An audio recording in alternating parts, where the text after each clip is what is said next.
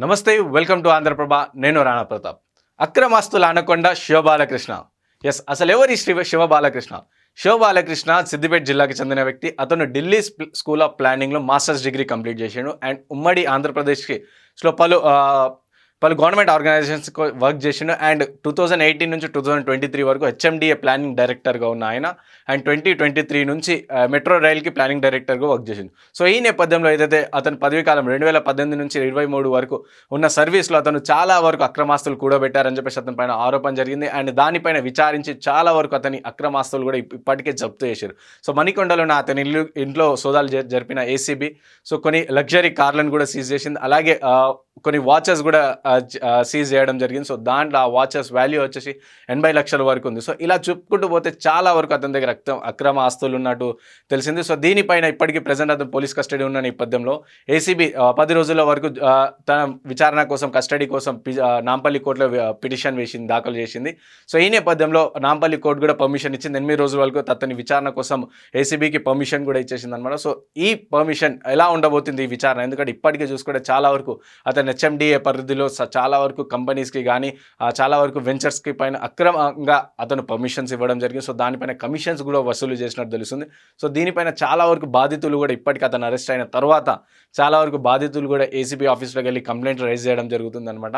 So అతనితో పాటు అతని ఫ్యామిలీ పైన చాలా వరకు బినామీల పైన కూడా ఆస్తులు కూడా పెట్టినట్టు తెలుస్తుంది. సో అతని కూతురు కానీ చెల్లెలు కానీ కొడుకు కానీ ఇటు అతని భార్య పైన సో ఇలా వీళ్ళందరి పేరు పైన పలు ఆస్తులు ఉన్నాయి. ఇటు కోకాపేట సంబంధించి అటు తెలంగాణ రాష్ట్ర వ్యాప్తంగానే చాలా వరకు కొన్ని కోట్ల విలువ చేసే ఆస్తులు కూడా ఉన్నాయి కూడా పెట్టినట్టు తెలుస్తుంది. సో అతను వచ్చే ఆదాయానికి మించిన ఆస్తులు కూడా పెట్టారు అండ్ దానిపైన ఇప్పటికే పలు ఆస్తులు కూడా సీజ్ చేయడం జరిగింది. సో దీనిపైన ఇంకా అతనితో వర్క్ చేసి ఏదైతే ఇటు మణికొండలో ఉన్న తన నివాసాన్ని కూడా ఇప్పటికీ సోదాలు చేసిరు అండ్ ఇటు హెచ్ఎండి ఆఫీస్ని కూడా పలు ఫైళ్ళు కూడా ఏసీబీ తీసుకుంది అండ్ దానిపైన ఇంకా విచారణ జరుపుతుంది. సో ఇంకా ఇప్పటి వరకు కొన్ని 100 కోట్ల ఆస్తులు అయితే అతన్ని ఉన్నట్టు తెలుస్తుంది విచారణలో. సో అతన్ని ఇంకా డీటెయిల్గా విచారిస్తే ఇంకా తన ఆస్తులు అనేది బయటపడుతున్నాయి అని చెప్పేసి ఏసీబీ భావిస్తుంది. సో దీనిపైన అతని విచారణ కోసం కూడా నాంపల్లి కోర్టులో దాఖలు చేసిన పిటిషన్ అండ్ విచారణ కూడా పర్మిషన్స్ అనేది వచ్చేసింది అనమాట.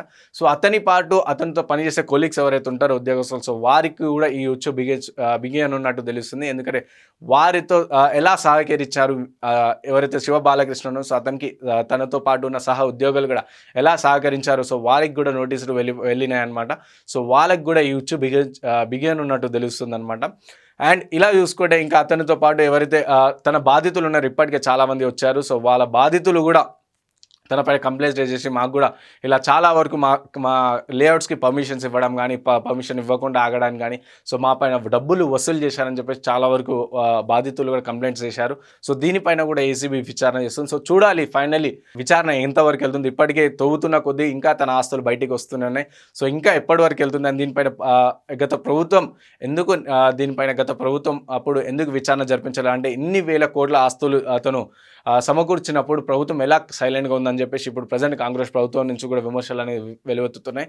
సో ఇప్పుడున్న ప్రభుత్వం విచారణ కంప్లీట్ డీటెయిల్గా విచారణ జరిపించాలి. ఇంకా తన పైన ఉన్న ఆస్తులు కానీ తన కుటుంబాలు బినామీలో ఉన్న పైన ఆస్తులు కూడా అవన్నీ విచారణ జరిపించి ఒకవేళ అవి అతని ఆస్తులు కానీ రుజువు అయితే అన్నీ కూడా జప్తు చేస్తామని చెప్పి ఏసీబీ చెప్తుంది.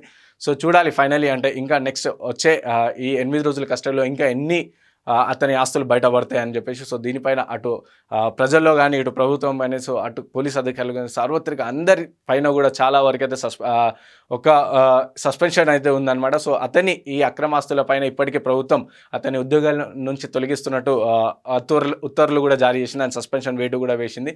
సో ఇప్పుడు కంప్లీట్గా అతను ఏసీబీ వలలో ఉన్నట్టు తెలుస్తుంది. సో ఏసీబీ విచారణ జరిపి సో ఇంకా ఎన్ని ఆస్తులు ఉన్నాయనే కోణం పైన కూడా దర్యాప్తు చేస్తుంది. సో చూడాలి ఇంకా ఈ మొత్తం ఓవరాల్ దర్యాప్తు అయినాక అతను ఇంకా ఎన్ని ఆస్తులు కూడబెట్టుకున్నాడు, ఇంకా ఎంతమంది ఉన్నారు అతని వలలో అండ్ ఎంతమంది బాధితులకు న్యాయం అనేది జరుగుతుంది అనేది వేచి చూడాల్సింది.